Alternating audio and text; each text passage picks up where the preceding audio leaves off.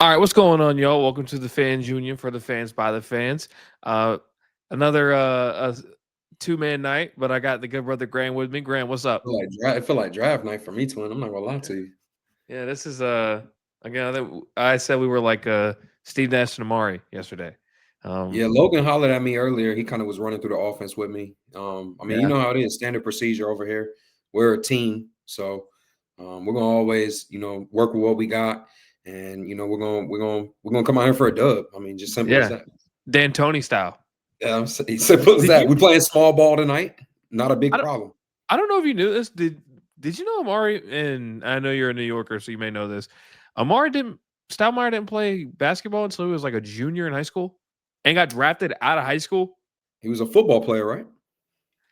I can't remember he's a football player, but he was explosive like one. Man, I mean, you hear about a lot of guys, especially big men. It's a lot more prevalent with them, obviously, but you hear about a lot of guys being late bloomers per se. But for a guy like Amari, who is obviously this will be one of the endless debates when it comes to certain players. But I personally feel like Amari is a Hall of Famer, a fringe one, but he is that for sure. You can't argue he's not. You can't argue he's a fringe player for sure. So to be hopping in that late in the game, man, yeah, that's special. That's special. Another crazy stat, a draft stat, NFL here, and this kind of shatters the. You were in that stupid argument that was going on between NFL and NBA players about who could play in what league. Uh, Antonio Gates is a NBA or excuse me, is an NFL Hall of Famer and never played college football. Only played college basketball at Kent State. I'm pretty sure. Yep. Yeah, Yep. No, I that knew that'll he was never happen definitely again. one of those. Yeah, Um, tight ends especially just seem to have their way on the basketball court fairly easily. I don't know what it is about that position and how it translates, but they all do really well. I know Jimmy Graham was a baller.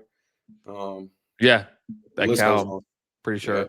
Yep. Um, all right. We're gonna kind of highlight some games. Had a loaded Thanksgiving week. Really got blessed with that slate. But something I want to throw in real quick before we get into the games. I was reading something the other day. I want you to look at it with me. I want to see your reaction for this. Let me get it pulled up. Hey, something else I was thinking about. So I was just eating dinner with my girlfriend, and we were flipping through the TV guide, and Elf was on, so we put it Man, on. shouts to Whatever, right? Cindy, by the way. Yes, that's correct. To the Um, lovely and gracious. yeah, that is my angel for sure. So Huzzah. we were talking about it. Obviously, we have it on demand where we can watch movies anytime we want, any streaming app, right? Especially Elf. Is there not something about flipping through a channel, finding a movie that you love on, turning it on, it's in the middle of the movie? That's still kind of a nice surprise. Like you don't have to commit to the whole movie. A lot of times it's on at your favorite part. You I know what I think, mean? hey, I think that's why YouTube TV has kind of been able to make a reemergence even after all the issues because they kind of do give people just enough of that cable feel. Um, I mean, I guess I hope I'm hitting on what you dropping down. You know what I'm saying? Well, I'm just saying, like, okay, you're flipping through. Okay, this is on. There's no sports on yet. I want to flip through. Oh, I got a movie on. Oh, that's nice. It's. I don't have to worry about starting this thing over. But I kind of like the relaxation with the commercial. I don't know how to explain it. Maybe that's just No, me. I mean, we could go deep here. There's a couple of deep pools we could start hitting on, but keep it concise. I mean, it got to a point back in the day. You knew exactly if you depending on what channel you flipped on, you knew which movie you were going to be running into the uh, middle of. That was a BET beautiful especially. thing. That was a beautiful thing. Yeah, exactly. FX, the list goes on, man. But no, so what was that over dinner tonight? Y'all just ran into a movie. Yeah, it was just on when we were flipping through, and I was just like, it's kind of nice. I kind of like this. Maybe this is a nice break from the streaming. That's just kind of how I looked at it. Um, Okay, but so I was reading this the other day. So this came after Jordan Love played a horrible game. In Bleach Report, but rank amongst the NFL's five overrated quarterbacks. I want you to read this list. We don't have to necessarily give a super deep dive on each one, but kind of just give me your nod of approval. Some of them, there's going to be one, and you may already have it brewing in your head that's just going to make your head blow up like it did mine. Um, so let's go down. Trevor Lawrence, number 5. I think that's very justified. Love Trevor Lawrence. Um, I don't know if it's because he's likable he gets such a break, but yeah, I feel like the clock may be ticking out on his time. I don't actually have an issue with T Law being at 5. To be honest, objectively, I thought he would be higher on this list. So I'm cool with him at 5. Okay. Oh, I'm saying he should be. I don't agree with this at all. This is ludicrous. Yeah, no, this season especially, this actually might make this entire list nonsense, but we're gonna let them keep rolling. Yeah. Dak is actually in MVP talks this year. I Exactly. love this. I love this. I absolutely adore this. I love this one. It's I wouldn't mind if he was higher, but the fact that I know he's on the list will allow me to sleep well tonight. is he the Carmelo Anthony of quarterbacks? I love that comparison too. Is What's he the his Melo of jab step? quarterbacks? What's his jab step jumper, Joey? What's Herbert's? Uh, on the run, and I got Lad McConkey running a flag route, and be by steps, and somehow I put it right in the bucket. Fuck it, I'm sold. You sold me. That's all I All right. needed. That's all I needed. Now this Ah! one, he played very well last week at Thanksgiving, but he's had some here. Actually, here, I want to pull this up Okay, real quick. I would be completely fine if this list was most inconsistent quarterbacks and Jordan Love was number 1 or 2, but most overrated. I think I would only be okay with this if he was number 5. Okay. That's where I'm at with Love. Now, I All almost right. don't want him on this list at all, but 5 is the only acceptable entry.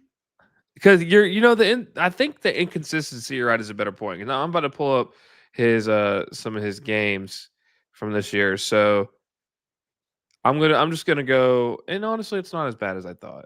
But I'm just gonna read his passing yards in order real quick. So we got 188, 292, 183, 337, 259, 179, 360, 273, 176, 174, 139, 139 and a win, but only because JJ McCarthy threw 87 yards, and then 234 last week. But yeah, I think inconsistent for him is a better word than overrated. But this came after, well, I guess it would come after the loss to Philadelphia when they lost 10-7 on Monday night.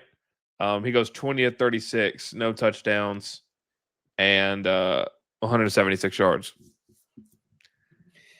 Yeah, I mean, like we've kind of already been hitting that with J Love. I almost don't want him on this list at all because it's hard for me to. First of all, the list is only 5 players. It's not like it's 15. Yeah. So to be on here, you got to be in the bottom 5.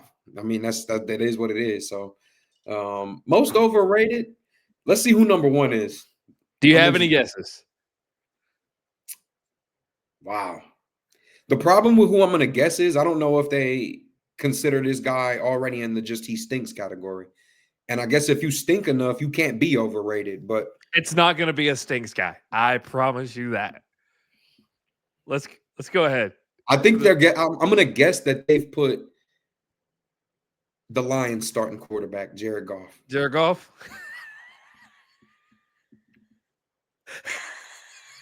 All right, no. We're not doing this, bro. I got purple on. I got purple on tonight. We're not doing this. Joey, we're not doing this. We're not doing Dude, I this. want you to listen to their explanation. Lamar Jackson may not be one of This today's is most racial, overrated by the way. Go quarterbacks. ahead. Finish. This is what? This is racial, but go ahead. Finish. I'm with you on that. But of all time, while his regular season statistics and team success are undoubtedly impressive, his 737 win percentage is one of the best in NFL history. He hasn't found a way to deliver when it truly counts. And then you get down a paragraph.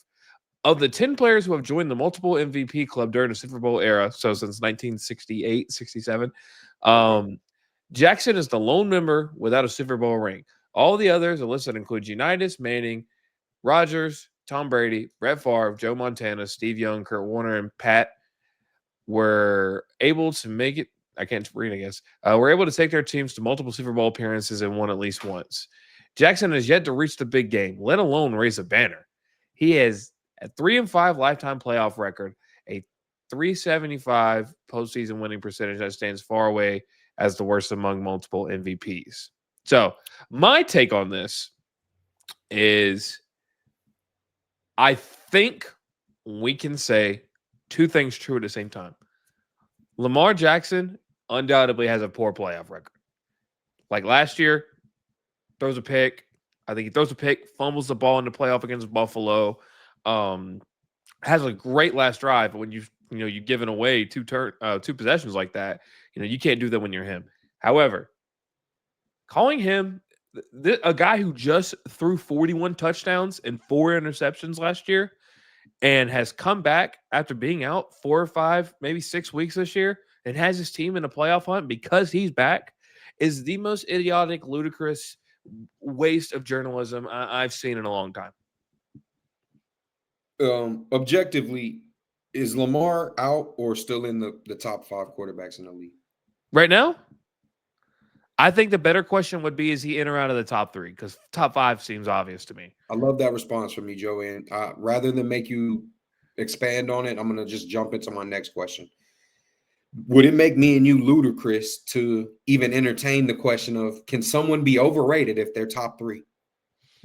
Yeah, I agreed. Yeah, no, 100%. If we're just sticking to the plot, we're not even, the plot of this isn't talking about how much of an asshat whoever wrote that is for doing that. That's not what the plot of this is. The plot of this is we're evaluating who we feel objectively, at least, is the most overrated quarterbacks in the league, top 5.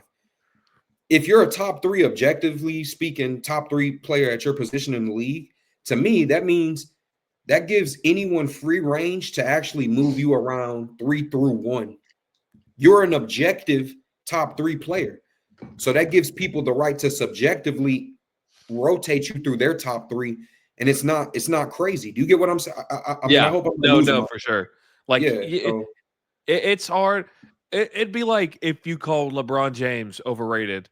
Really, we're calling the second best, which I used to do when I was 12. But right. But we're adults. Exactly. Come on, man. But that'd be like saying, yeah, he's overrated. Really, we're calling the worst case second best player of all time overrated. Seriously, that's what we're doing. That kind of thing. And it'd be different, Joey. I guess my last thing on this, and if you have anything else to say, me cutting you off, but my last thing is, it's not like the question was who's the most overrated out of the top 5, right? Now, if we're having that debate, again, you basically giving everyone free reign. It's interchangeable who they want to put there. Right. That's not what this is about. There's so many other quarterbacks who we can fill into these positions, and it makes so much more sense than that silly ass shit. But I mean, I didn't know guys was getting paid that handsomely to troll like that, but here we are. Man. I saw that and I was like, oh my God, I got it. I wish I would have seen it when we had most of the gang on, but I was like, God, no, Graham's gonna love this. That was cool. This could be a stupid debate. This could be a stupid debate right here before we jump into the games. Maybe it's unfair. I don't know.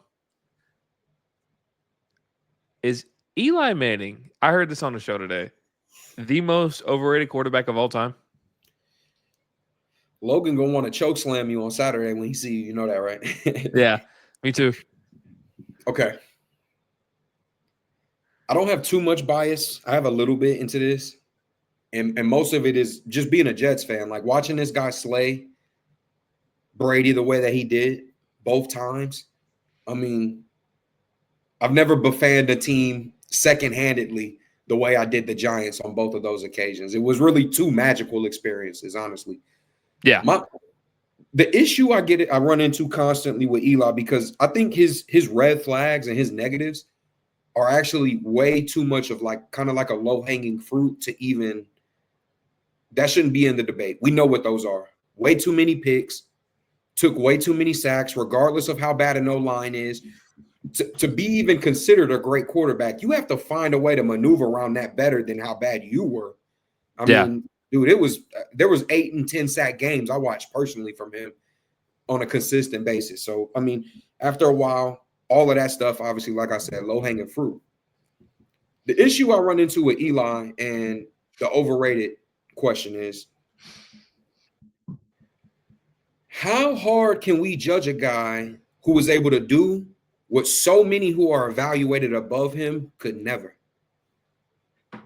Because saying something was lightning in a bottle, I believe you can do it, especially if it only happens once, but it becomes extremely hard to do it, especially when we're talking about in a professional sports league, when someone's done it twice against without a doubt, the consensus hardest competitor.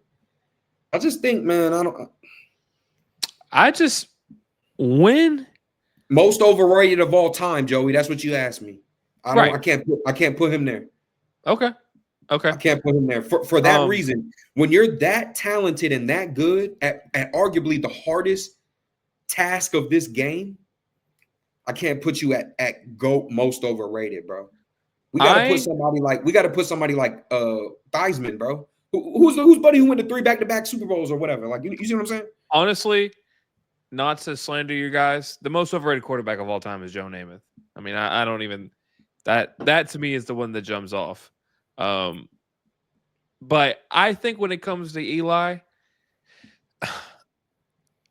a Super Bowl should not make or break a Hall of Fame career, in my opinion, right?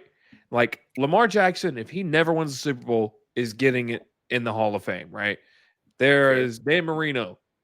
Super Bowl would have only thing it's going to do is add you up some levels, right? And I get that. But we're talking about, I mean, it's not like he went out there and hung 35 on the freaking Pats, or excuse me, 35, yeah, on the Pats. They held that Giants defense held the greatest offense of all time. Most at the time, still most receiving reception touchdowns in or in a single season with Randy Moss.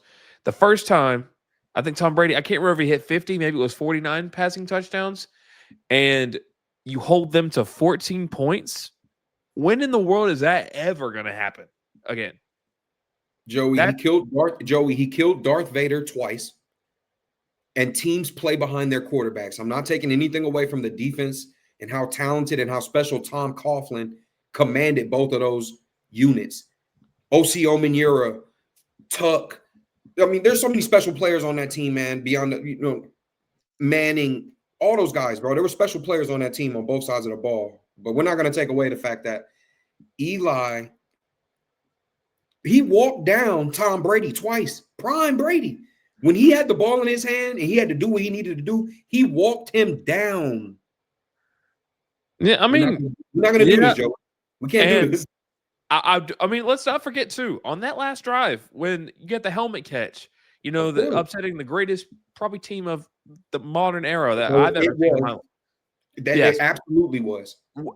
He throws a duck to Asante Samuel that should have been a touchdown and gets dropped. Now obviously there's so many plays that get dropped, so many things that happen, but it's not like he was slicing and dicing. This dude throws the luckiest pass of all time. And if that sack that he broke out of, that's probably getting called down today. That's probably getting. I mean, obviously that's a little here nor there. I just think we're adding. He is nowhere near a Hall of Famer if he does not have those Super Bowls. And Hall of Fame, Super Bowls do not make or break that. That's just. I think maybe somebody, and I hope not. Maybe somebody like Matt Ryan is going to struggle to get in the Hall of Fame. And Eli Manning is going to get in a little. And I actually, you know what? I don't think he's gotten in first ballot because I think he's made the quarterfinals. So maybe I'm just being a crab ass. That's probably just what it is. But exactly. I heard that discussion today. Just wanted to bring it up. So, but Joe, it felt slightly revisionist hearing you recount on Eli's GOAT moments like that. All I'm gonna tell you is this: me and you went to junior high with each other. He was turning the whole city up. Let's stop playing. he was turning everybody's city up.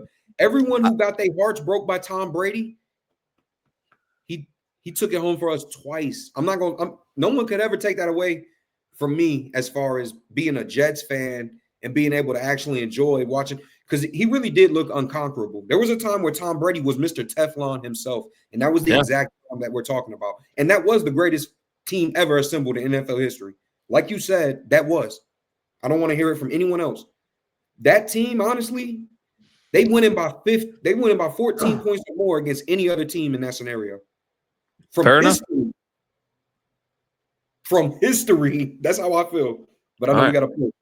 No, it's good. It's good. I enjoy especially when we're out of the season, we'll have more discussions about things like this for sure. Yeah. Okay, so let's kick it off. Graham and I had the luxury of watching the toilet bowl this weekend between the Falcons and the Jets. There was at one point when the Falcons are up 24-20. I want to start. It's 24-17. I guess I'm just thinking about the math. And Graham says, "Oh, I can't wait to pull the we're rebuilding card. Y'all should beat us out." And I was like, "Nah, no, we're not doing that." Next thing I know, it's tie ball game. Yeah, I Then think it was the Dr. AD Mitchell that tied it up. yes, Yep, and then yep. I'm sitting here like this, watching the game-winning field goal, and that could be like the worst executed game-winning field goal I've ever seen. Most of them are right down the pipe. This thing, I was like, when I saw the replay, I was like, "Oh, how did he make that?" And then you just see it scooting at the bottom. Um, but how about two guys that had a day? I want to throw these guys out there real quick. Obviously, Bijan Robinson. Um, like Graham was saying the whole time we're watching the game, he's like, "These guys are kryptonite. We can't do anything with him." Which, I mean, granted, not many teams in the league have been able to do much with him as it is. Um, but he was fantastic. I think he had about I want to say, let me do some quick math real quick. But he had 142 yards on the ground, touchdown on the ground, and he had 51 yards, so almost 200 yards total from scrimmage. Um, King Kyle Pitts, Yeah. yeah, 82 yards. I But mean, like you said, we was conversing about, it was only right. It felt like the perfect game for Kyle Pitts to, finally ingratiate himself into this offense, and huzzah. and someone that we both have a revering love for, um, AD Mitchell, new Jet in the Colts trade where they get Sauce Gardner, Indianapolis, that is, has a day. 8 receptions, 102 yards, and a touchdown. Welcome to New York. Welcome Hey, to the MetLife Rucker Park. nah, look, hey, you saying it for me, bro. I mean, look, they turning the city up. We've actually introduced three dogs onto this year's roster at this point. We brought in Arian Smith through the draft. We've brought in AD Mitchell off of waivers, and pardon me, actually, those are only two dogs on the roster as of now. But I'm hoping we acquire some more in this upcoming draft. Um, but no, man, it's been absolutely awesome seeing AD finally take advantage of some of the opportunities that we knew would come his way through this trade.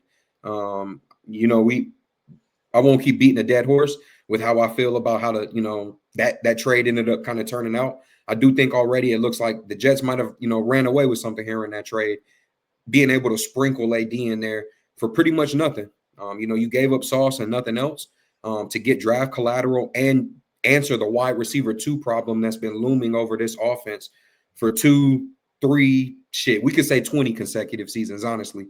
When you don't even have a wide receiver one, you definitely don't have a wide receiver two. So we have to loop all those years in there as well. I mean, the Jets offense has been abysmal for almost a biblical amount of time at this point. The fact that we now know we can comfortably say we have Garrett Wilson coming off of IR in 5 weeks. I do hope he sits for the rest of the season. But regardless, we know that we have Mechie and we have AD in next year as well. We'd be able to tender both of those players. And I actually think we have AD for 2 legitimate years, and Mechie is somebody that we can claim on tenders. But either way, I think that both of them are going to continue to find some of the soft spots in these defenses once Garrett Wilson gets back in and is able to soak up some of that attention. But AD Mitchell, I mean, have a day, man. Did a lot of what we've already been used to him doing, being able to go up and really high point balls in a way that I think AD Mitchell looks smaller than what he actually is to so many people. Like I've actually heard people like say things like, is he big enough to be you? And I'm like, this guy's 6'3", man. Like AD is 6'3", shifty. He's almost like a bigger Njigba to me. Not saying he's as good, but similar in the way that they play. When AD is able to really just keep his head on his shoulders, he's an excellent route runner. And how he high points the balls that he catches in big moments, especially, I think is something that obviously, if he can even just keep up 80 to 85% of this pace, Joey, I mean, what a steal for the Jets. And obviously, whatever else Mechie can sprinkle on top of that. I mean, like that's what you want when you have a new head coach who's trying to identify problems and address them in his first season.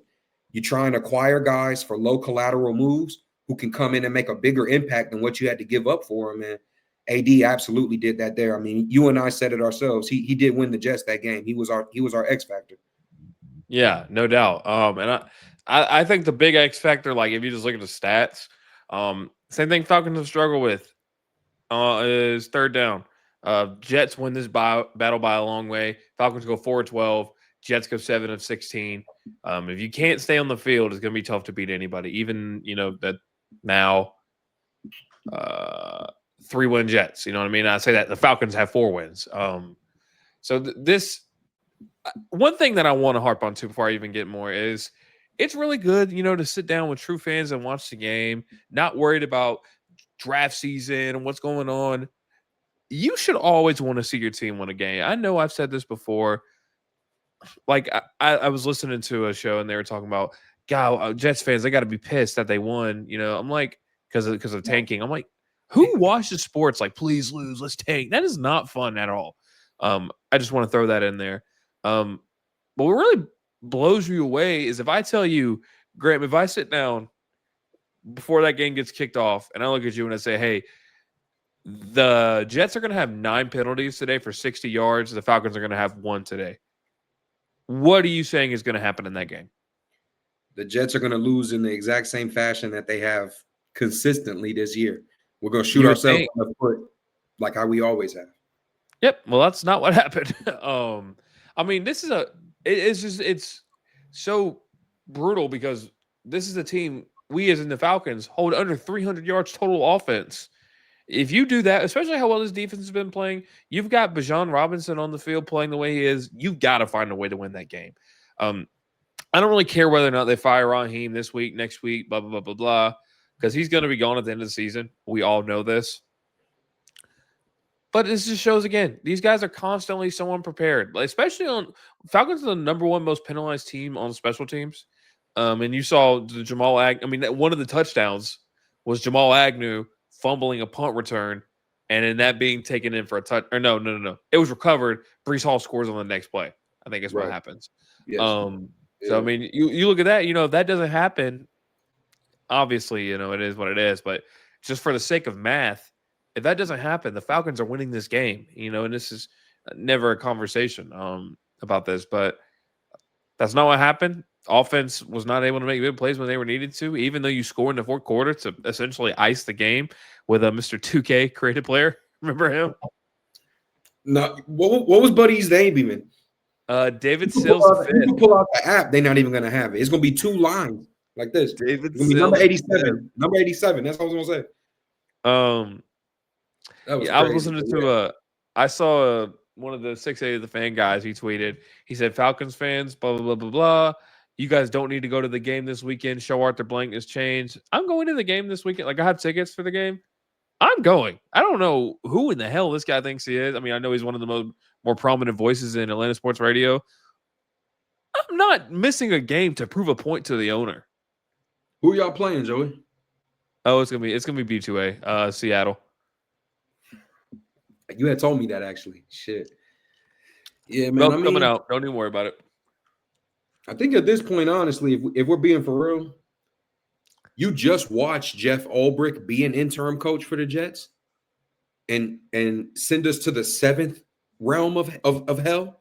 I don't think right now, if you're looking down, just tell me honestly, would it be Zach Robinson as the head coach interim if he left, or would it be Ulbrich? Well, Zach Robinson, if Raheem gets fired, Zach Robinson is right out the door with him, I think. And so that's, and again, similar to those Jets, the defense is the one redeemable part of this team. Another thing we talked about while we were watching it. How brutal is it to watch a team missing their 2 number 1 receivers, especially when they're as bad as the offense that we're watching and as talented as Garrett Wilson and Drake London? That was pretty brutal. It's like trying to drive a bike with a broke chain, man. I mean, like that's the same as watching that shit. So, I want to ask you this, Graham. Yeah, hit me. Obviously, the Jets, Falcons at this point, obviously too. Jets aren't making the playoffs. Surprisingly, New England is, I think, surprising beginning of the season, 11-2. They already hit their over/under on wins for the season. What do you feel about after that? Watching about how Aaron Glenn has his Jets team whether it be rallying around Tyrod Taylor, just you as a Jets fan, beating the Falcons who suck, regardless. But how does it for you feel to see your team win that game? No, I mean, like going into it, honestly, it is a home game against a team that has, a very similar record to us. So just like you kind of elaborated on earlier, before we, dove into these topics, I don't think any real fan ever goes into any season or any week, saying I would enjoy losing this week. Now, if you enjoy the draft pick your team receives at the end of a very brutal season, and you're saying that after the terrible moments you had leading up to that, I'm okay with that. But to say that you want and expect your team to lose on purpose, I mean, at that point, we might as well damn near acknowledge that the whole shit is scripted. I mean, what's the point of doing this anymore if we're not all under the impression that we're paying the money to go to the games, the teams are paying the money to roster the players to win games? That's the point of all this shit, man. So obviously, when you're lining it up against a team at home that's only got one more win than you or two more wins than you want a dub. Now, the outlook that I had personally about the game, I felt like Tyrod Taylor was the quarterback one for this team 4 weeks ago. So we really aren't down a starter. Our starter's finally playing. It was the way that I kind of looked at it.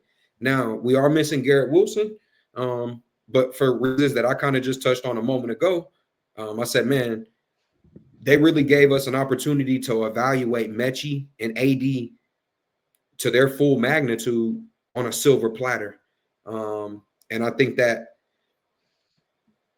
as far as just how I feel, right, like what you asked me, to be able to win, but also answer those questions, because like you said, we don't have a playoff outlook. So the questions that we have, and I have, as a fan who is, dealing with them realistic expectations of like, I believe that 5 wins is our ceiling. I truly do, and I mean, like you said, we're at 3 now. So I think there's 1 or 2 more occasions this year where we'll, pull off probably a close win, similar to how we won in MetLife against Atlanta this last weekend. But I feel positive about it because we have been able to answer some of those questions. We pulled guys off of the waivers like Brandon Stevens, number 21. I actually pointed him out to you. I said, man, just 5 weeks ago, this guy was deplorable. He was he was he was shacked in a fool. He was shacked in a fool in the backfield and in the flats every 3 plays. And now, if I got to be honest with you, he's a top 3 most consistent player on this defense week in and week out. Jawan Briggs, the guy that we basically upgraded into Quinnen's status after, trading Quinnen to Dallas for 2 firsts. He got an 81 PFF grade this week, had like 6 quarterback pressures. I mean, he played really well. Didn't have a like-for-like performance like Quinnen did, but Jawan Briggs is either a rookie or very young.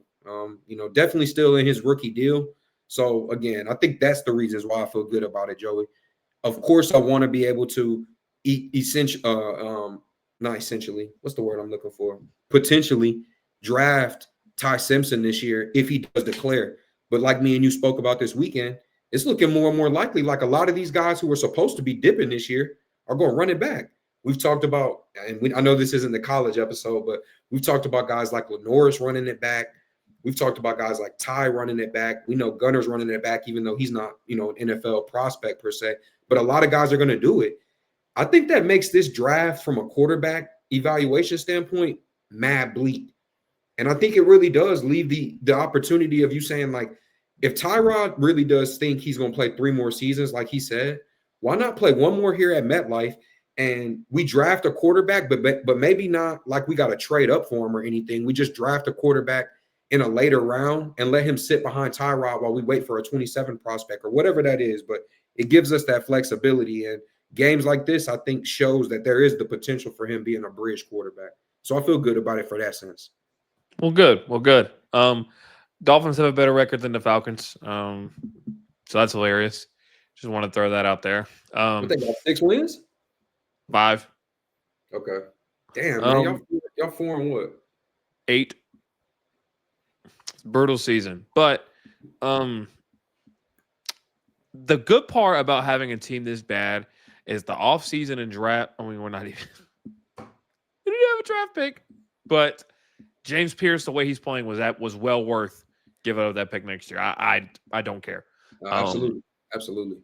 Because if that's your thing, you want to get a pass rusher, he probably is better than any, maybe besides like Arvell Reese, probably the best pass rusher in either of these two drafts, right?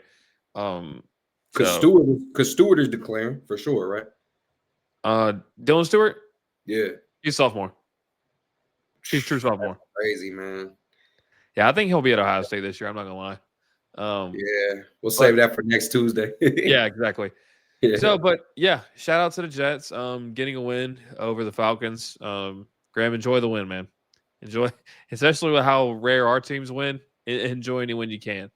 So well, let's jump into Thanksgiving. Again, three bangers of game, or at least two bangers of games between Green Bay at Detroit, Kansas, and then Kansas City at Dallas. I think Kansas City at Dallas is the most viewed football game of all time. This one, that is. you're predicting that? No, I think it is. I think it's the most viewed regular season game of all time. Oh wow! But I mean, it adds up. You've got the dynasty of now, the An dynasty American of 30 team. years ago, but it's still the Yeah. most popular team in maybe American sports besides the Yankees. Which is they're in the center of the Venn diagram in terms of fandom. But Yeah. They're yeah, both so Lakers fans. hey, chill Yeah. out. You're right though. No, you're 100% right. Um, so Formerly Jordan Heat Love, fans. I'll say stop. what? I said formerly Heat fans. I'll stop. Oh no, don't even get me started on that. So if you look at the stat sheet for this Green Bay at Detroit game, very similar. No turnovers in the game. Very similar in first downs. Two penalty difference. Not a ton. Not a ton different on third down. When is Dan Campbell maybe going to leverage field position and trusting his defense or taking points? I was looking at this. So this game, they're 0 for 2 on fourth down. And one of them, if I remember correctly, they go for it in midfield, and the Packers score 3 plays later. I think it's the ball that Golden caught, maybe. Or no, Christian Watkins caught, I'm pretty sure. Against Yeah. the okay, so look, Yeah, that's right. It was Watson. Yeah. okay. Mhm. So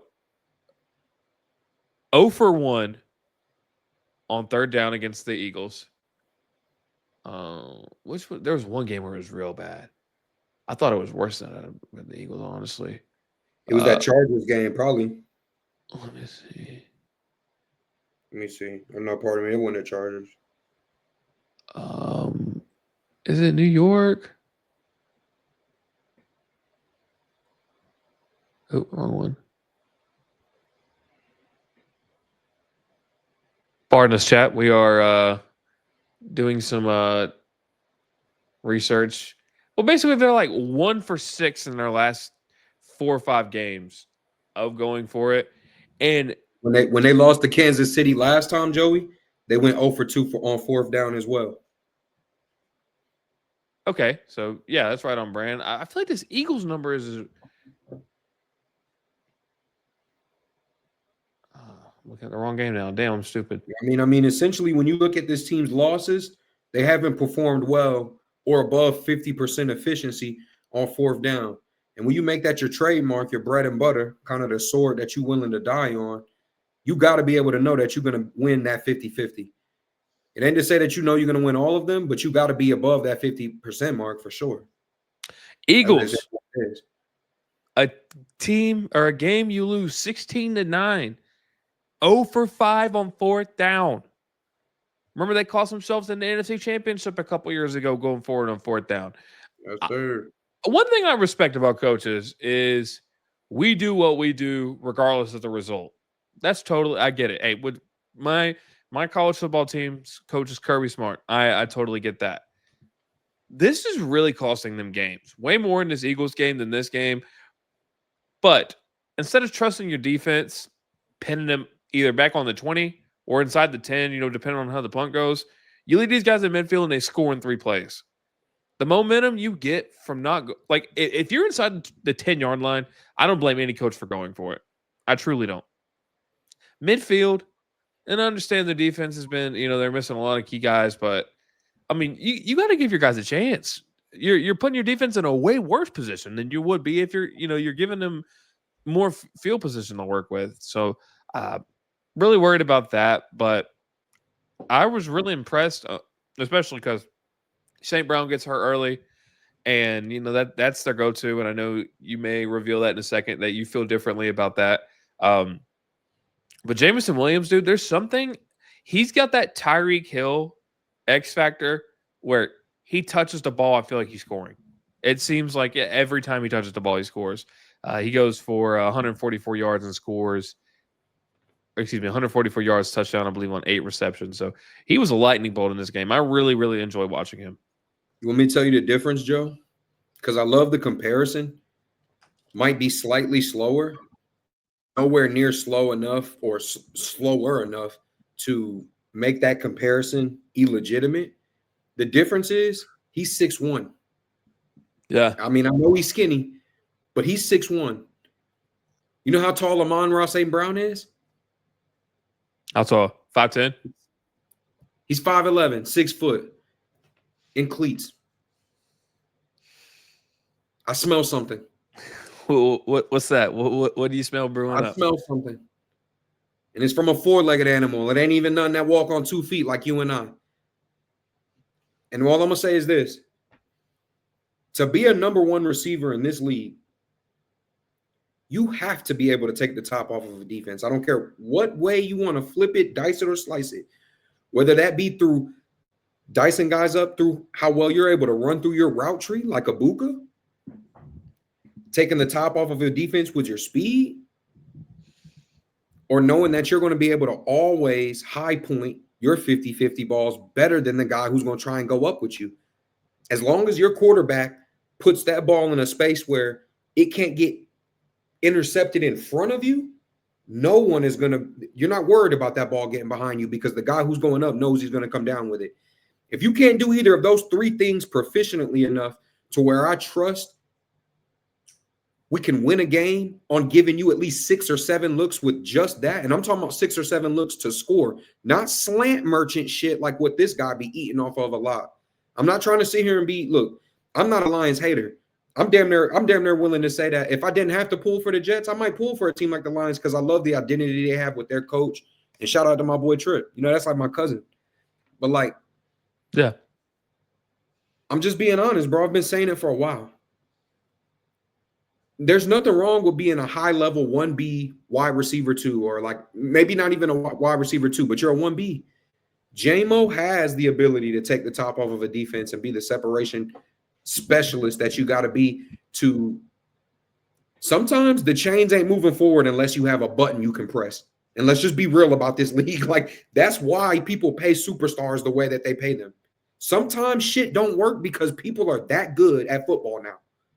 When it comes to defense and how people are able to scheme, around your game plan, especially this late in the season, you got to be able to press that button. And I just feel more comfortable with identifying J-Mo as that in this offense, even with all of the, elaborate amount of weapons that they've got. I think him and Gibbs both share that trait, and that's what makes this offense absolutely special. You got 2 guys who you can press that button with, but I know I'm carrying on, Joe, but that is how I feel about it. I mean, this is an offense that, they're 3rd in yards per game. They are 3rd in scoring, so they put points on the field. And when you think about the injuries that they've had on defense, I think that's really where it starts to be a pain because, they're just, they're middle of the pack when it comes to yards allowed per game, in points. They're very they're middle of the pack on both. And with guys like Gibbs and St. Brown, Williams, like that, I don't know if any team has just off the top of my head, has a running back receiver duo that talented in the league. Just off the top of my head, I can't think of one. And a top 10 tight end. Yeah, but he's out out for the year. Fair. But I just when I watch this team, I'm like, I don't. Are they special? You know what I mean? I just it doesn't. Nothing feels really special to me when I watch this team. I mean, Joe, we do got to be fair to Campbell for this one thing. He is 1 year removed from losing Ben Johnson, and he's actually got Chicago in first place right now. I'm going to give him the benefit of the doubt and allow him at least an off season to address that problem. Yeah, that's fair. I mean, Ben Johnson is arguably showing us that he might be leading the best offense in the NFL right now, based off what he's cooking in Chicago. So, to be realistic and say that there's not going to be a drop off from that, we got to be fair to Danny, and they're definitely still in the hunt, and they've got the weapons to be able to turn it around. But I'd love to see. I'm very interested in how they're going to address that this offseason, and I think that he's going to be best served for doing it with somebody who maybe hasn't shown their bread and butter to the league just yet. I wouldn't mind him taking a risk on a guy who's like maybe not necessarily proven, kind of in the same way that the Jets are doing with Tanner Ingstrand, which that was who they were actually going to promote the OC. He was Ben Johnson's passing coordinator, but the Jets offered him the OC position with Aaron Glenn moving over. But I wouldn't mind seeing, Dan Campbell doing, something like that, just because that's reminiscent of what this team reminds me of. They're very like grassroots football to me. he took his own approach with basically every facet of this team's identity. So I might not mind seeing him give like a first time OC a chance and get funky out there. Keep surprising us. Everything about this team feels like a surprise to me, and I love it. So Yeah, that's true. I mean, they're always exciting to watch. There's no doubt about that.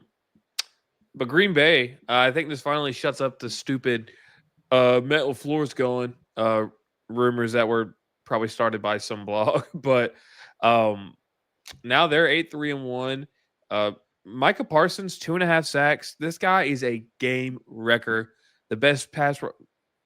It's probably a coin toss between him and Myles Garrett. I would probably lean Myles Garrett, I guess. But I mean, what a trade! I mean, this took already really good defense to an entirely new level. I've really been really impressed with the former dog as well, Devontae Wyatt this year, especially in the game last week. Amazing season. Yep. I'm trying to think of who they played last week. Maybe it's the Vikings. I think it was the Vikings last week. He wrecked the Vikings. But Micah Parsons, man, that trade, that extension, that is going to make that and having Matt LaFleur at the helm is going to keep them a competitor no matter what. Jordan Love, as much crap as he gets, 4 touchdowns, some really impressive touchdowns as well, and a really good throw to ice it last play of the game going forward on 4th down. Still in a trick from Campbell's playbook, if you will, going forward on 4th down. But you look at the playoff here. I'll show you this real quick. You look at the playoff standings right now. NFC on the right. Like you said, Bears #1 seed in the sport, or excuse me, in the conference. You get down here, Detroit. If the playoffs season ended today, Detroit's out of the playoffs. Green Bay's in. I can't believe the Vikings are 4-8. That is absolutely mind-boggling. But so you can see there, we've got Juwan Mathis started last week, so yeah, yeah, exactly. How much you can do, man. Shout out to Jets, though. I got my purple on. 5 games left this season, and I there's a really good chance I'll tell you one really, really important game to watch this week, which is we'll predict it here in a little bit. This Cowboys team and the Lions, that's going to have some playoff implications. So we can actually go ahead and transition to that next game. Kansas City at Dallas. Fantastic ball game. Is Dallas for real? I think so. I really think they are. I think so. I mean, Dak is playing at an all-time high level. They may have, when I say all-time high, I mean for him. George Pickens and CeeDee Lamb. To be fair to Dak, he did have that. Was it 2019 where he had that fringe MVP season? But either way, this would only be a second time playing this well. Chiefs 1-5 on the road. I want to throw that in there. I was just looking at it. That's very uncharacteristic of a team that knows how to win games. But I was going to say, are Pickens and CeeDee Lamb 2 of the top 8 receivers in the league? I mean, I would say right now, if we're just basing off of current form, they're wide receivers 1 and 2 in the league. I mean, if we're just being honest, off current form in this season. But absolutely, to say that they're not like, if we're going to just go off of tandems, off the top of my head, I'm thinking of Cincy, them, LA. Who am I missing? I mean, right, Um, just off the top of my head, I mean, I'm thinking Puka and Devontae, no, right? I'm saying, I okay. If you do your best receivers 1 through 10 in the league, not duos, Oh, George okay. Pickens I or see. George Pickens and CeeDee Lamb in that top 8 to 10. Absolutely, yeah, for sure. And when you've got Without a a, guy without a, playing like Dak yeah, is right now, and a team that's, I mean, adding this team couldn't stop the run for anything. So you had Kenny Allen and Quentin Williams, who Jerry Jones, apparently wanted for a while. Uh, this team, if the Cowboys win this weekend against the Lions, playoffs look very real for them. Joey. I don't know if you saw this, but Jerry's also a crock of shit. He said he offered Micah for Quentin straight up. Like, stop it, bro. But either way, I do think he actually really does, love Quentin as a player, and rightfully so. I mean, he does all the right things for a 3 tech. And he is a legitimate Pro Bowler who's not even 30 years old. He's in his athletic prime. Him and Kenny Clark together, that's just straight demon work. Like, I mean, I can't Yeah. believe that the league kind of allowed that to even happen. But, here we are. And obviously, moving forward, they're going to try and address that edge position. But that defense is looking way more stout than it was 5 weeks ago. And like you said, I think they're top 3 scariest offenses for sure. There's not an offense I would be more scared to go against in the league right now, personally, than them. Yeah, it's them in LA. I think Yeah, for sure. they're 1 and 2, whichever way you want to flip that. Yeah. Kansas City. Here, let me tell you this. Would you believe me if I told you that Kansas City is better this year in points per game allowed, average point margin, turnover margin, those right there, they are better in those this year than last year. Through 10 games, last year they were 9-1. This year they were 5-5. And they're performing better in every stat. So this shows how many things really went their way last year. I mean, you remember last year they missed that fluky kick in against Denver. Or no, they blocked the kick against Denver. Last year, so much really went their way. And you kudos, all these guys just know how to win football games. Pat Mahomes has, had a better season than last year, but this offense does not look dynamic anymore. Your number one weapon is just Travis Kelce. He's getting old. I mean, it just is what it is. Who knows? This probably could be his last season. Rashee Rice, fantastic speedster. He's not Tyreek Hill. But this team just, you got to win on the road in any sport, in the NFL especially. They're 1-5. You're going to pit yourself against, against all odds to do that. Just to pull up some numbers real quick, it's funny because in passing, they're they average the third most yards. But you look at total points per game, and they are average. They are. It's actually better than I expected too. But like I said, it's just nothing. Kind of like I said with the Lions. I don't know. It's more like barbershop talk than I can prove it. And again, this is the team that look what they did last week to Indianapolis. Flat out embarrassed them. And this is a game I thought, maybe they could win. I picked the Cowboys to win because I thought they were trending, and they had all the answers at the right times. And it ultimately comes down to the fourth. I'm just really impressed with this Dallas Cowboys team. And I think we're about to see Patrick Mahomes go from being in the AFC Championship every year to missing the playoffs. Like that's an insane thing to say out loud. Yeah, and I mean, it was a long time coming. I mean, it felt like it's been a decade since you've been able to say that. So it's no slight on Pat. And like you just brought up, the offensive numbers have actually improved from a year ago, and they're not bad, objectively speaking. So it just continues to prove that Pat is as good as his supporters and his naysayers have to admit to. He is that good. He can make shit look like sugar. Because last time I checked, when I woke up this morning, Joey, um, I didn't cut on my phone, and my friends wasn't texting me that Eternal Take just dropped. I wasn't wearing Roshis on my feet, Eternal right? It's not take. 2016, bro. Why is your wide receiver two Juju Smith Schuster, bro? It is 2025. Yeah. You trying to time travel through this offense, bro. We trying to make it to the playoffs. I don't know what type of social experiment this was, but the torture that they put in Patrick Mahomes through, it need to stop. It need to cease immediately.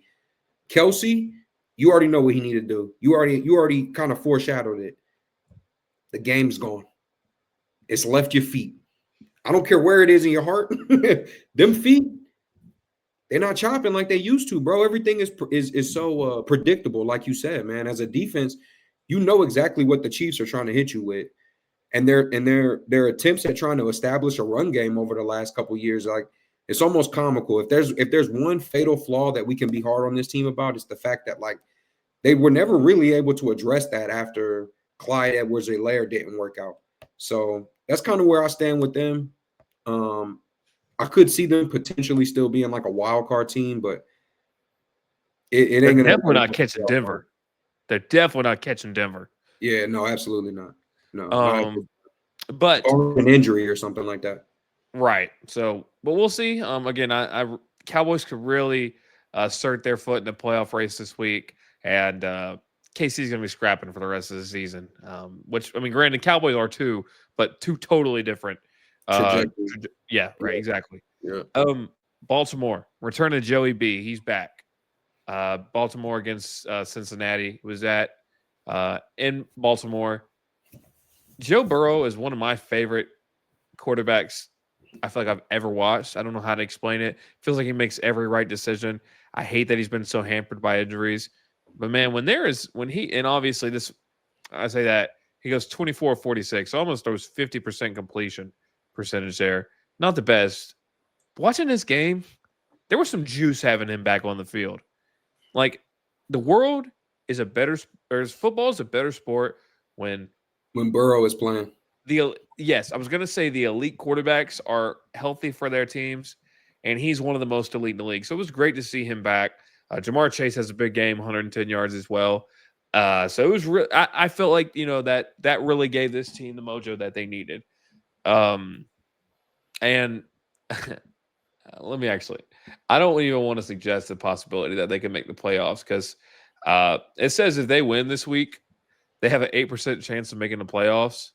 And if the Steelers lose, who are two spots outside the playoffs, they have an 18%. And if the Raisins lose, they have a 34% chance of making the playoffs. NFC North, it's amazing. We're going to talk about the Steelers here in a little bit, how they've let that slip away. But I really like watching the Bengals, man. I'm so glad to have Joe Burrow back, for at least a few weeks going forward. But I think the word, you remember on Friday, where John Witherspoon's like word of the day, job, job. Yeah. Word of the day, turnovers. The Ravens had 5 turnovers. They had 4 fumbles and 1 interception. Um, Lamar lost 2. Zay Flowers loses 1, and then Isaiah likely loses 1 out of the back of the end zone. Which minor tidbit right here. I hate that stupid rule that if you fumble it in the end zone, it's a turnover and you lose the Yeah. ball. I Yeah. hate that rule. And people are always like, "Oh, just don't fumble the ball." Okay, if I'm on the 50-yard line and I fumble the ball and it goes out of bounds, it's still my ball.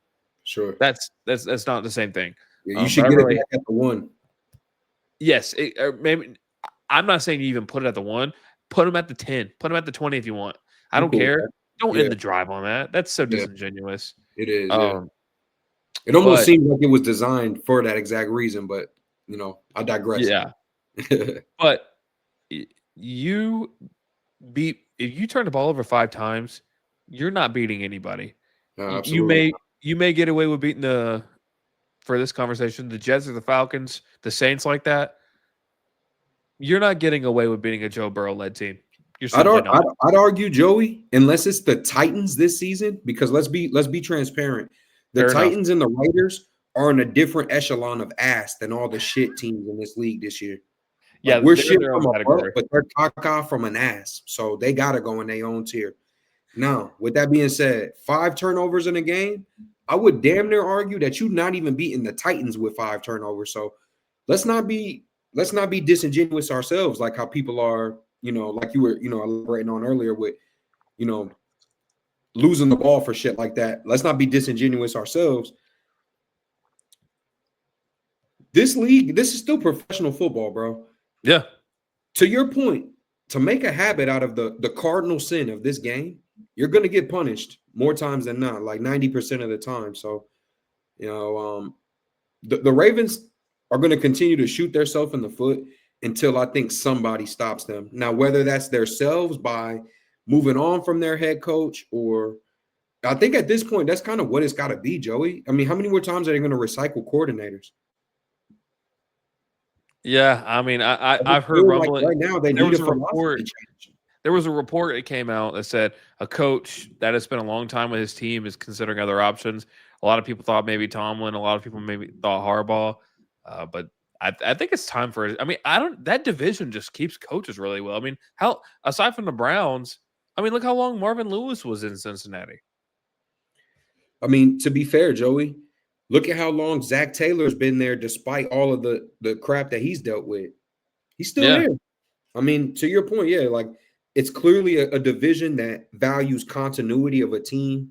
They keep their captains, guys like Cam Hayward. Like almost all of those teams have cornerstone pieces on the roster, have cornerstone pieces in the front office that, like you said, they take like 3 pauses for cause before they even consider moving on from guys like that because they're maybe looking at things in more of like a process over results standpoint. But at this point, you got to maximize the guys that you have within this time sensitive window. I know they have a couple of younger players that you could look at it and say they might have 2 windows within them. But if we're being honest, I think the Lamar Jackson, Mark Andrews, especially Derrick Henry, and Kyle Hamilton window, and not specifically because Kyle Hamilton is too old. I think Kyle Hamilton has half of the injury bug. I'm not wishing it on him. I'm not projecting, but he does have at least half of it. He does have a knack for missing 5 to 6 games a season. So to maximize, and I do think he's got the highest ceiling of any of the defensive players on your team. So when I look at that conglomerate of players and the window that we have to win now, I think you got to do it, Joey. You got to get a proven, experienced guy who's you damn near got to go get a guy who's done it, and you got to sell him on it, and you got to sell him on it with those guys that we just mentioned. But I think you got to do it, bro. it's gonna be interesting. I mean, and you mentioned the name Derrick Henry. Derrick Henry looked like he was gonna be the best running back in the league the first game of the year. And he's still good for oh wow, he just ran for 30 yards. But he's looked like he's missing a step too. For Um, sure.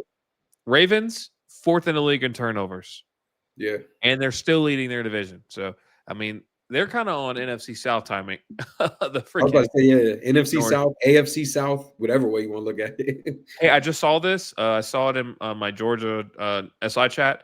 I just want to let you know. We'll talk more about it after. LT Overton out Saturday. What happened? We'll talk about it after. That's Just wanted to crazy. say that real quick. Fair enough. Um, yeah. So really good to have Joe Burrow back. Who knows? This team could mess around and make a playoff push, especially with how bad their division is. Baltimore, time to start looking for answers and stop turning the ball over. Another Yeah. team that I think is still going to make the playoffs, still going to win their division, but has a lot of questions that need to be answered quickly. Philadelphia Eagles. They lose by 9 to the Chicago Bears. If you watched any of that game, it looked way worse than that. The Mhm. go for two incident, obviously that happens, but this team got manhandled. I mean, absolutely abused. The Bears are 9-3. I hate to sound like a hater. I think this is more the Colts who are this. But you remember Bronny talking to the crowd and saying, "Yo, chain fake." I'm still kind of pushing for that for the Bears. Um, Yeah. but when you play a defense like Philadelphia and you go in there and mash them and run for almost 300 yards, you're a bad football team, like bad to the bone football team. You can freaking play. Absolutely. Uh, I was, I'll be honest right here. I was not a believer in Ben Johnson. I thought we were seeing I'm a Ben another. Johnson believer, I thought we baby. were seeing another Mike McDaniel, Josh McDaniels, the offensive guru who can't figure it out as a head coach. I thought, No, okay, a sir. creative play caller is getting in there. We get it. Um, totally wrong. And I don't even think I know. I've seen a lot of the people talk about, well, man, they're being led by Caleb Williams. Caleb Williams really not playing that well this year. Um, but You this know, team, but you know what I enjoy? He's not making it about himself. And I think that was one of the biggest questions that everyone had, especially Chicago naysayers, when it came to appointing a first-time head coach, trying to get what a lot of people have already pronounced as a diva, arguably the biggest diva quarterback in the league, how to get his head on straight. Ben Johnson has not only answered that, like you said, he's established and transferred over the league's most dominant rushing attack, and dude's ripping it off, going shirtless in the locker room. hey, Pause they're after gonna, the game, yeah. getting hype with his players.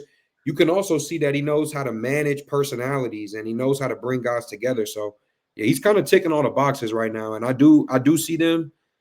I don't see them falling all the way off, bro. Maybe they'll fall out of first, but I don't see them falling below third. Tell me this: how does it feel when you watch a team run for 300 yards? Where it's 281, but I'm going to round it to 300. Um, they go 10 for 17 on first down, 39 minutes of possession or time of possession. That is a grinded out. That is a 2007 New York Giants football game win. That Yeah, is that is what those games look like. The yeah. Ahmad Bradshaw, Brandon Jacobs That was a doubleheaded bounty. That monster. was a bounty gate game. Yeah, Yeah, yeah, no, exactly. for sure. But Um, no, yeah, the Eagles' offense very stagnant as always. I've haven't really had anybody to talk about this with. I mean, I guess I kind of did with Logan. Obviously, you don't want your teammate and AJ Brown going to the media talking about the offense, right? Is he not freaking right about what he's saying though? The hey, I like winning. I want to win.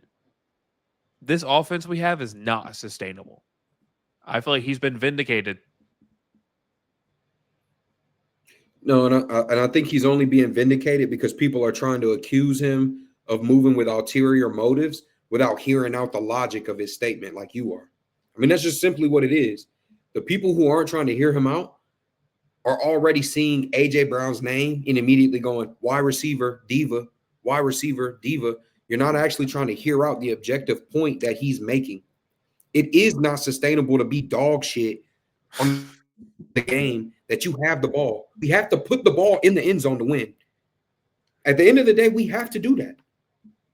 So, look, I mean, no, I don't. Do I maybe have the issue? Do I maybe have an issue or a slight issue with some of the timing of AJ's comments?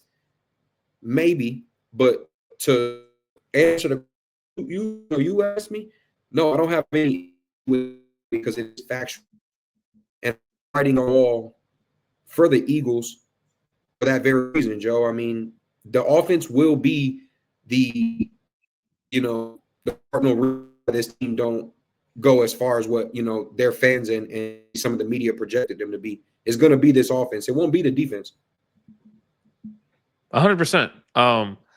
I think this team is way too talented to be having these issues. Nick Sirianni, the fact that he hasn't canned this OC yet, I don't know how much he believes in this guy. If he just doesn't want to make a move, last year he changed his play calling. Uh, he took the play calling responsibilities away from him, really elevated their offense. But this year, it just has not clicked on that side. Eagles again. I think they're still going to win their division. Still going to be a team you don't want to play in the playoffs. But where there's smoke, there's fire. It's always been talked about. Oh no, it's just the media making stuff up. These guys don't dislike each other. This is not a team that enjoys playing with each other when you watch them play. Yeah, it's That's obvious. how I feel. Yeah. But let's move on to another game. We're almost done here. The Panthers and the Rams. The battle of I was going to say the Cats. What an idiot. But Bryce Young, 15 of 20. Only 206 yards, but 3 touchdowns. Matt Stafford, who is probably going to win MVP, two interceptions, those 2 touchdowns. Um, but ultimately, 3 turnovers are the story in the game. You end up losing that one. The Panthers are a half a game away from taking the lead in the NFC South. The Carolina Panthers. The one year that the Falcons, I thought, okay, they're going to run away with it. The Bucks, they're going to run away with it. They're not. They didn't run away with anything. With especially with the injuries they've had, they've really had a tough going at it. But it's not crazy to say the Panthers could make the playoffs. Bryce No, Young led Panthers can make the playoffs. Hey, you want to talk about most inconsistent quarterbacks? He's got to be number one because he will have 3 weeks where he looks like he should not be in the league, and then he's got 2 weeks where you're like, is he a top 5 quarterback in the league? Like, you know what I mean? Like he shows those flashes where it just blows your mind by how well he can play, especially when he plays the Falcons. He's the Falcon Slayer. But I mean, the Rams are probably going to go to the Super Bowl, if I had to guess. If I had to put some money on it, I would say the Rams are going to the Super Bowl. Elite defense, elite offense, probably the MVP. And this happens. Well, what's going on? yeah, no, I mean, I think to kind of hit on the point that you made about Bryce and his inconsistencies, I've already played devil's advocate twice on this episode, so why not a third time? What I'll say for Bryce is this: I think Bryce is in either year 3 or year 4, and he's on coordinator number 3. I think this might be like his only season this far, his only season at this point in his career. Hold tight for a second, Graham. You're going out a little bit.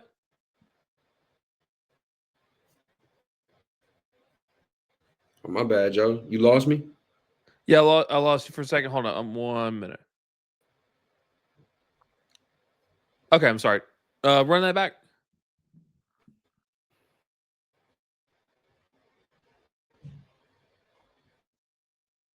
As you see, we're getting this live and raw. Through all the computer issues, we're still giving it to you. No edits here. Hold on, Joe. Let me see. Let me see if I move to a different room if my signal will work a little better. Okay. Well, I will keep it rolling right here.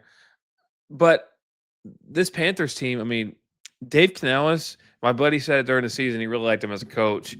Didn't really think much about him, but he's got these guys bought in. I mean, you guys see the play where Rico Dowdle says, "Hey, the screen's here," and he tells him, he's like, "Hey, they're pressing up. I don't want to run it, but if it's not, blah blah blah." He's got faith in his players. His players have faith in him, and I think the most important part, especially when you have a young quarterback like Bryce Young, you've got to instill confidence. Hey, man, this is your offense. You know, we got faith in you. There's a reason you're starting, and then you go out and be arguably the best team in the league, in the Rams. So again, and I just here we'll take a look at their schedules real quick. Maybe,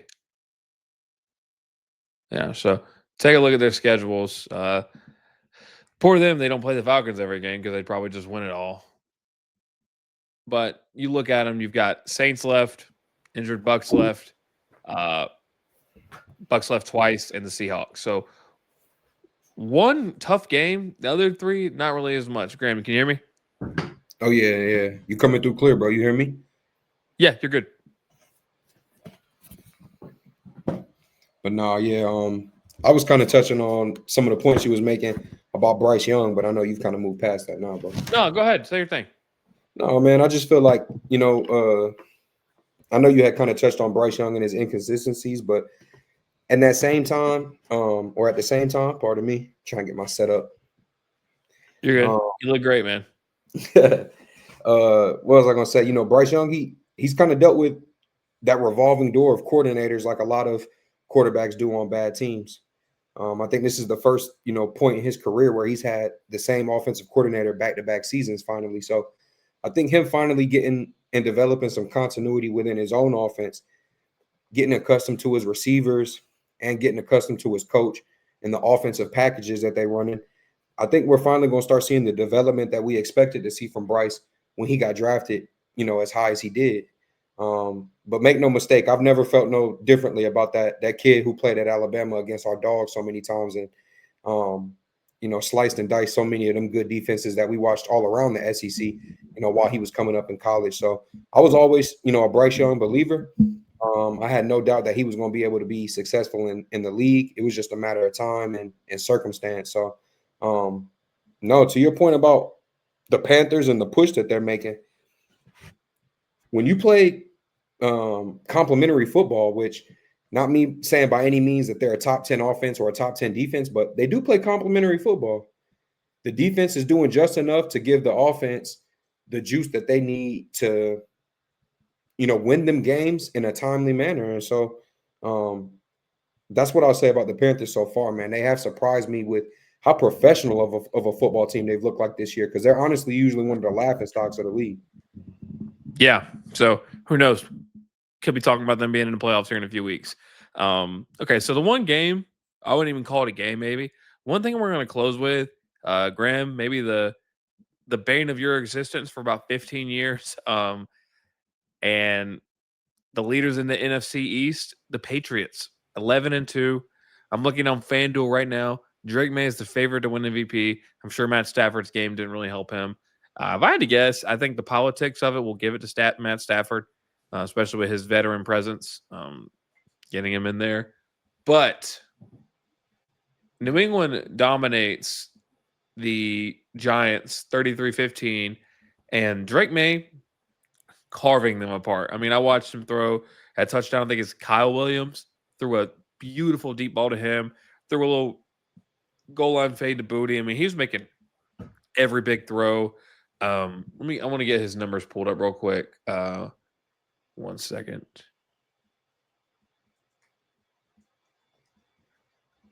Because I want to make sure I get this exactly right. I should do better research, but here we are. Drake May's only thrown like 2 interceptions this year, bro.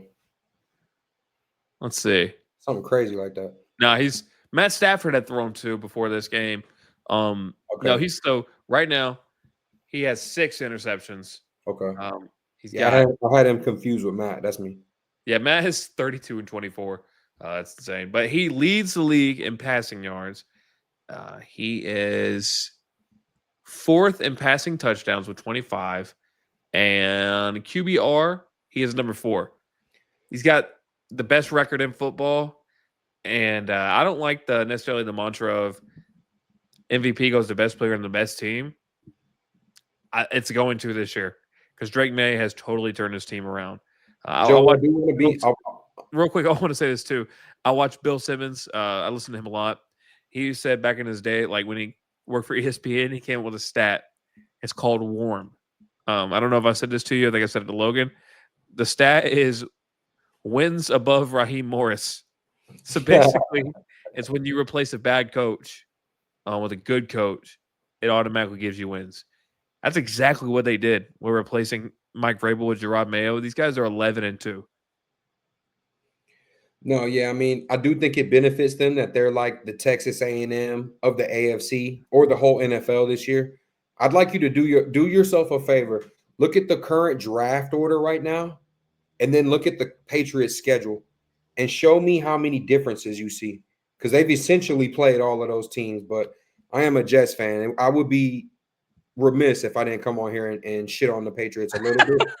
But that is an objective point.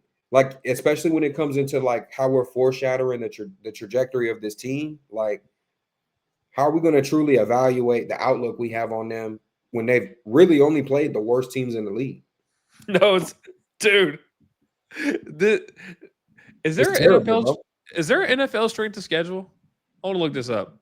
Let's see. They're below whatever last place is. If there's a G League, they're in there. Because outside the Bills, this schedule was pretty nasty. It's deplorable, Joey. I've been saying it for weeks too, and people don't want to hear me. All right, here, let me look. All right, strength of schedule. So the toughest schedule is the number 1, the Giants. Patriots number 32. It's fraudulent, bro. It's federal. So are they the 2024 Cavs? Is this the fake? Is this the fake chain? Your chain fake, man. I'm trying to tell you. No, because look, they played. I'm gonna just read you their schedule. All I'm right, telling you, bro. Raiders, Dolphins, Steelers, Panthers, Bills, Saints, Titans, Browns, Falcons, Bucks. Really hurt Bucks, by the way. Jets, Joe Burrowless, uh, Bengals. Bengals, Giants, Bills, Ravens, They Jets, will play Dolphins. the Saints, and they will play the Saints. No, they already played them and they beat them.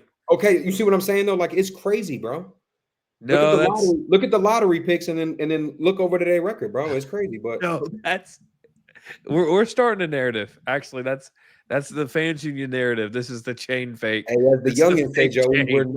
we're noticing. We're Now, noticing some things. there are two things that can be true.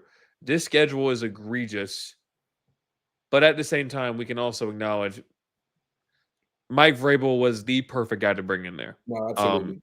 brought a lot of real good locker room guys in, and Drake, man, he's playing out of his mind right now. I mean, he truly is. But my God, they may be a schedule merchant. Hey, Joe, like you said at the beginning of the episode, hey, it's two of us, and two things can be true at once. It's hey, it's a repetitive thing. We might have the episode title right there. I mean, two things can be true at once. The schedule is absolutely federal, but Vrabel is absolutely the battery on that team's back, and like Simmons said, all it takes is a better leader at the helm, and it can make everything do a 180. So it's And never all about them, but I am gonna give them their props. it's also too, I mean, it's still the NFL, right? Like these games are Yeah, not you still anybody can be anybody in this league. So yeah, that wraps the week up. Let's go ahead and predict some games from this weekend and then we'll get out of here. Sound good? no, yeah, let's do it. Let's roll. All right. So, start kicking off the week. A game that we were talking about potentially being a big matchup. Dallas at Detroit Thursday night. I'll be playing it on my butt watching this game.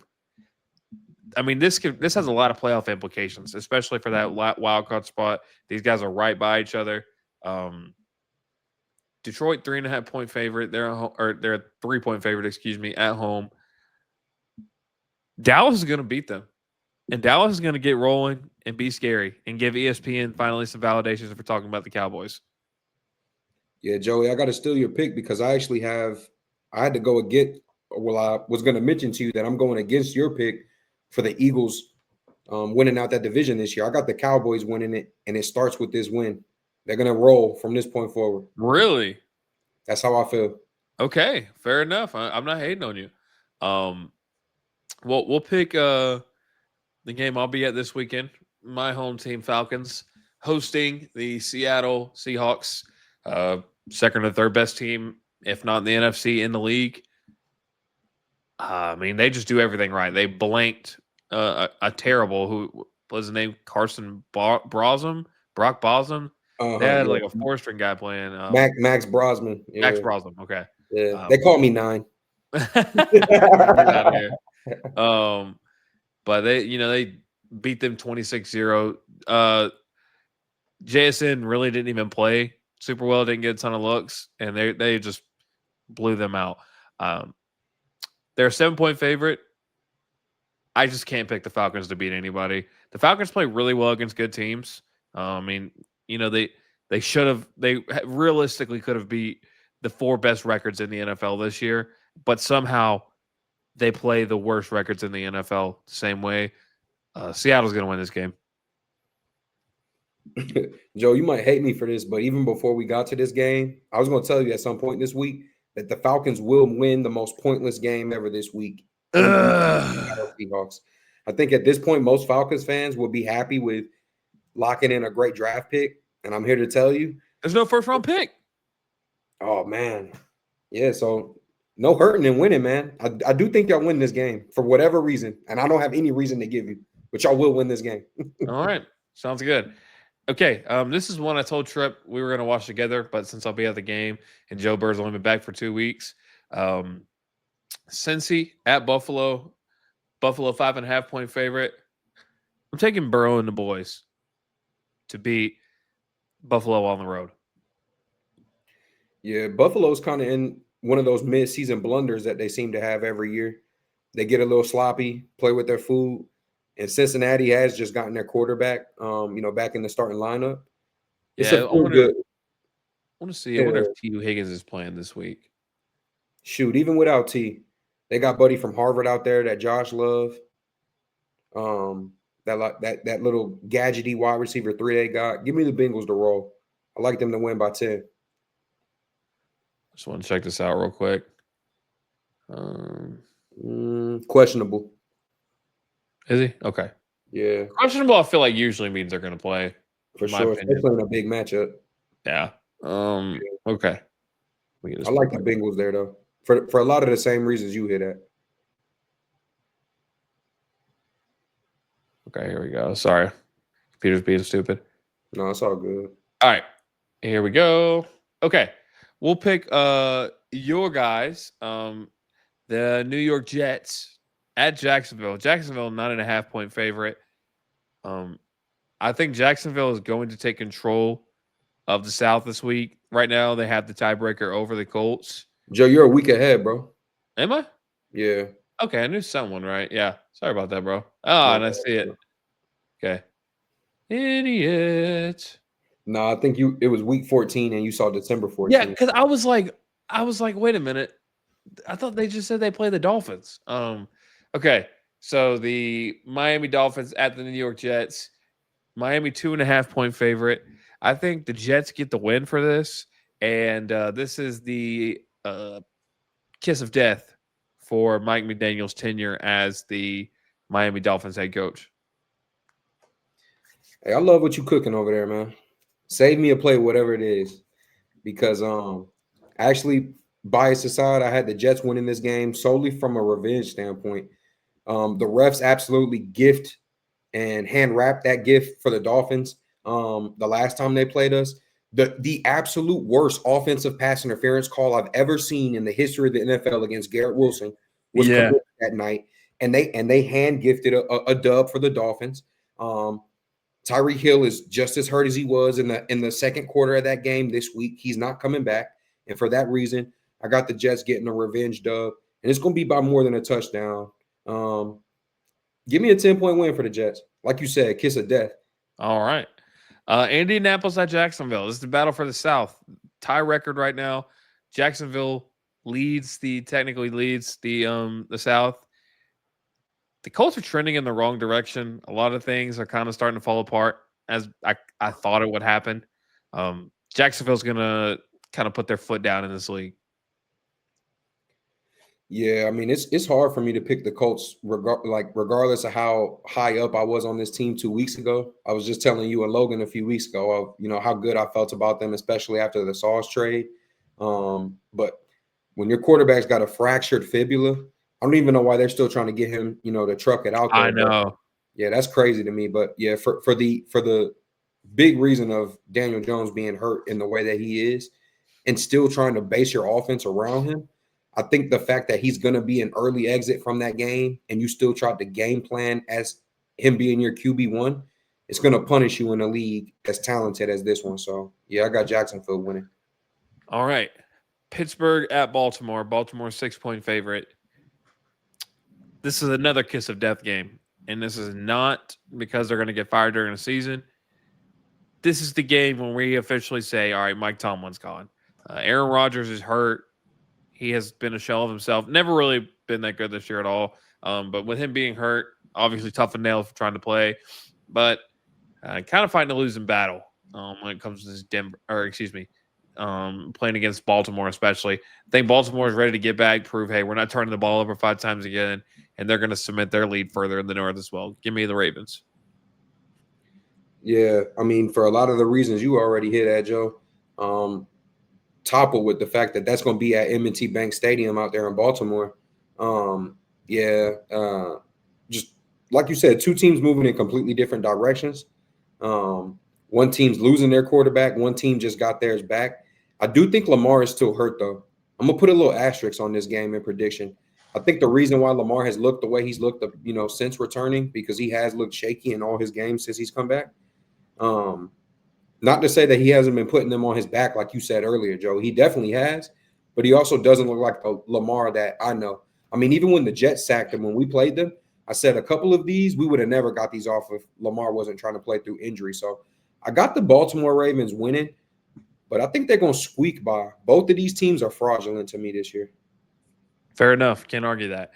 Two teams that are not fraudulent: the Bears at Green Bay. Green Bay 6.5 point favorite. Um, and I'm rolling with the favorites on this one. Chicago, I think they're playing this because I believe Green Bay's already beat Chicago, right? I think they beat them in the first it was the first game of the season. Pretty sure. I'm gonna double check that. Yeah, Green Bay got that first dub. Well, not in the first game of the season. No, they haven't played yet. Oh, so they still got two more matchups. That's Yeah. crazy. So wow, I clearly don't know because they played the Lions the first It was week. the That's what it Lions. was. Yeah, we were thinking Yeah. of their other rival. When you realize you don't know anything that's going on. Um, no, so Chicago at Green Bay. Green Bay 6.5 point favorite. Chicago is going to run into a brick wall of a defense this week. Micah Parsons is going to run rampant. Caleb Williams, regardless of how good Chicago's been, um, while he's still made some really good plays, like you talked about earlier, made some really big strides in leadership, he's still having a tough time playing on time, in rhythm, kind of using his out of this world talent to get by. Not going to be a week to do it. Not this week. Give me Green Bay. We owe each other beers after this one, depending on who's wrong, because I got the Bears, man. Okay, okay, fair enough. I mean, Yeah. best team in the league. I mean, the NFC, best record. So, Yeah, I think they'll show us why. With a running attack as you know on fire as there is right now, it's hard for me to pick against that team, even on the road. I think being able to run the ball well, is probably the best tool to take with you on the road, besides a good defense. So yeah, give me the Bears. all right, Houston at Kansas City. It's a good Graham, you matchup. said that you told us personally you think D'Amico Ryans is on the hot seat for his job. I'm not going to get into a debate about that. I don't agree at all. I think that this team they got CJ Stroud back. DJ defense is peaking at the very right time. Everybody's playing out of their mind. Will Anderson, Stingley, Lassiter, so many guys are playing out of their mind right now. Um, and I think they're going to keep it rolling this week and have three really big wins in a row, between beating the Colts, destroying God, what kind of name who was Buffalo, and they're going to add the Chiefs to it, and the Chiefs are trending downwards. Granted, it's at Arrowhead. A lot of witchcraft happens there. They're a 3.5 point favorite. Give me the Texans. Yeah, I'm still in your pick, but it's because I still do believe that Ryans is on the hot seat. I think he's going to coach his way off of it, because I do still believe in him. But I do think that the way that this team has lost and looked poor when they have looked poor is very concerning. Like, sometimes when Houston loses, it makes you wonder if they've completely lost the plot. But I think for that reason, he's going to actually get a dub this week and get that third win in a row, pick up that hat trick, as they call it in our other favorite football, and keep this team rolling. But their outlook moving forward, especially into the playoffs, I'm not ready to get into all that just yet. But I do got them getting a dub this week for sure. All right. Well, there we go. All right. Last game of the week: Philadelphia at Los Angeles. Philly a 3.5 point favorite on the road. I expect them to regather things this week. Um, There's a lot of injuries on the offensive line. Herbert's hurt now. He can still play, but he's hurt a little bit too. It's the wrong team to play hurt. Give me Philly.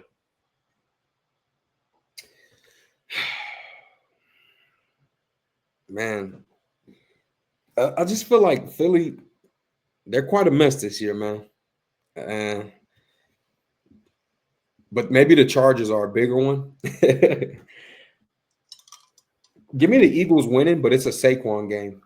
The passing offense still looks deplorable. That's my Well, pick. for the sake of my fantasy team, I hope you're right. Fair So enough. A win's a win. Two yeah, birds, one stone.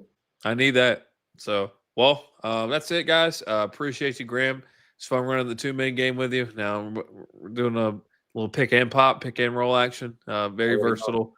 duo over here. Hey, and you got the flow like Nash today too. It was only right You know what? That's we had fair. Nash Yeah. and Amari, offense. And you've got actually you don't have waves anymore, so never mind. Well, Stack, he had what was his name? It wasn't Stack, that was Steven Jackson. What was Who his you talking nickname? about on that Suns team? What was Omar Stoudemire's nickname? I feel like it Man, you started with going an way back S. with that one.